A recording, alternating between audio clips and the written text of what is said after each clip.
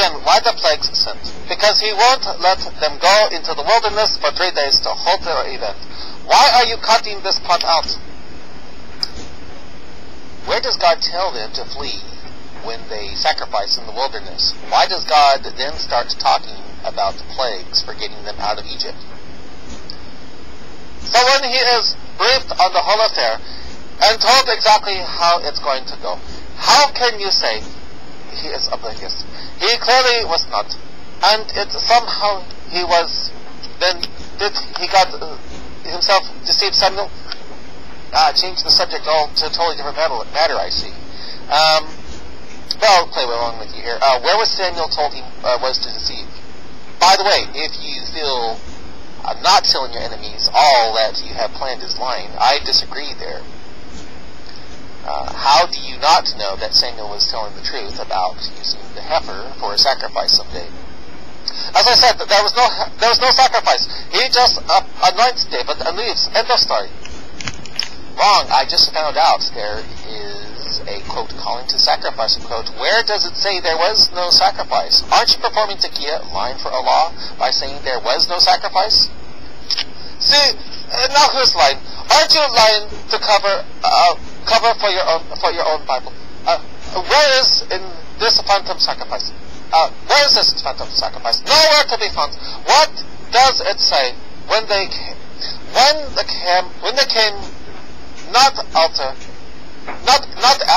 and when some sacrifice was done upon their arrival for the quote sacrifice unquote, he at once set to picking out David. As soon as he is done, he leaves. Where is this sacrifice? And furthermore, where does God tell him so perform a sacrifice? And to not just say it. Does the sequence of events as presented contain sacrifice? No! What does, quote, and he sanctified Jesse and his sons and called them to the sacrifice, mean to you? What does that mean to you? What sacrifice? If there is no sacrifice in 1 Samuel 16, verse 5. The fact is that 1 Samuel 16, 1 to 13 contains no sacrifice, only the pretense. In word of one, also God pretty much says in verse 3 that it's never going to happen. When he says, quote, and I will show you what you will do, you shall anoint me, quote. Whether you like it or not, this is the such a dictionary definition of it. And Samuel is well aware, and also, like it or not, there is no sacrifice, clearly seen in the verse. In verse 3, shows that forewarning, and verse 6 shows that when they came, he got to anointing. Again, where does it say that the heifer wasn't sacrificed? Does someone have to tell his enemies every intention? Is every intention? Part 1.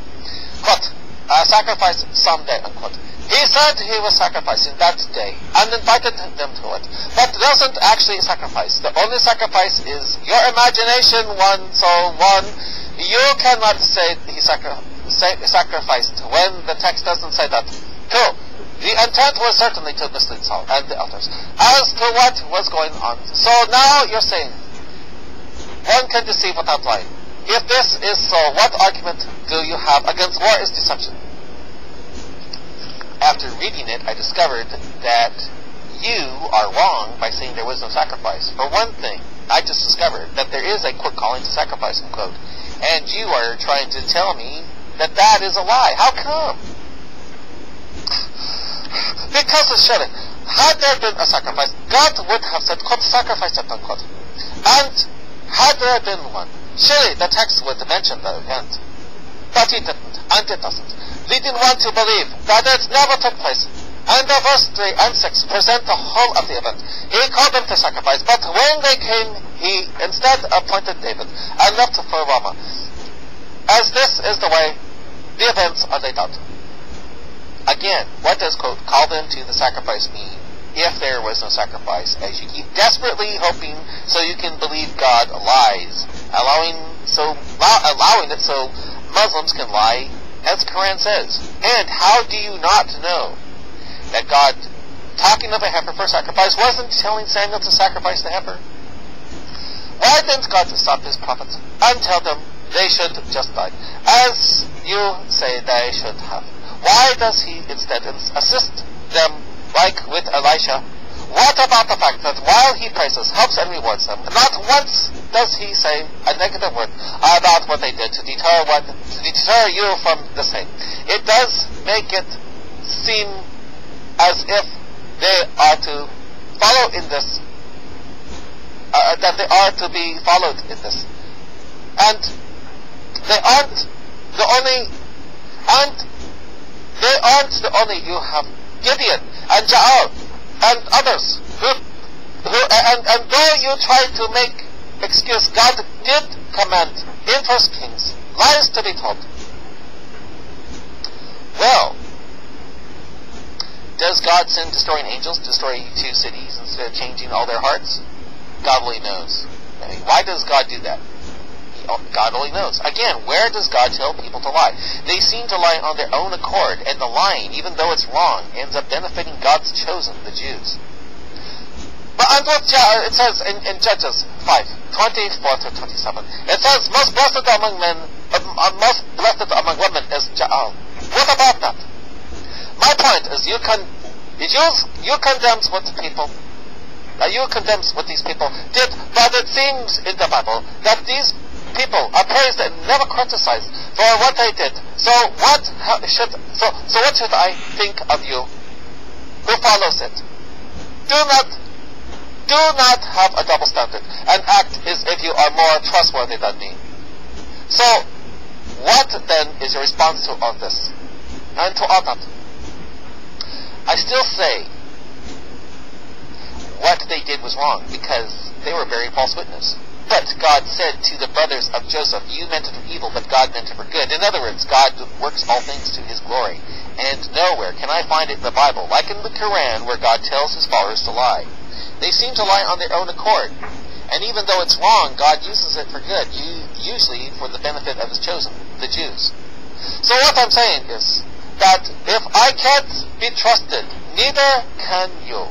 It's not your fault, it's the Bible's fault. If the Bible tells me it's okay to lie, hey, you know something? I agree with you. But unlike the Quran, the Bible doesn't tell its followers to lie. Those who did lie, or do lie in the Bible, in the old time, Jehu and all that stuff, like the ones you pointed out, Jehu and all that, lied on their own accord. It was wrong. It broke a commandment, but God used it, like he did with Joseph's brothers. You meant it for evil, but God meant it for good, to bring about good. And again, I'm still waiting for you to cut and paste from the Bible where the Bible tells its Jews or Christians to lie. Please post it, okay? No response. Part 1, okay. Part 2. And you say that even though they did it, it wasn't right. My point was God seems to disagree with you in the Bible. He even says Rahab's action was justified. So he flat out disagrees with you in what you know. Also, as I said, God himself engages in this deception, and having someone else do your quote, dirty work, unquote, doesn't make you any less involved. So biblically, were all these people and God 2 liars? Or is war an exception to the rule? My point was, it seems it to me. What did Rahab do? Where was he lying? Rahab was a she, and she lied to some soldiers, telling them Joshua's soldiers went in her home when they were right. But where is God commanding her to lie? She herself was not commanded, as Samuel, for instance, but as for instance was, but God approves what she did after the fact, and says she was justified in what she did. Where does God tell Samuel to lie? No response. So now I'm not saying Elisha, for instance, didn't lie. He did what I'm asking. He did what I'm asking is, why did God help him? He couldn't have pulled it off if God hadn't blinded the people for him.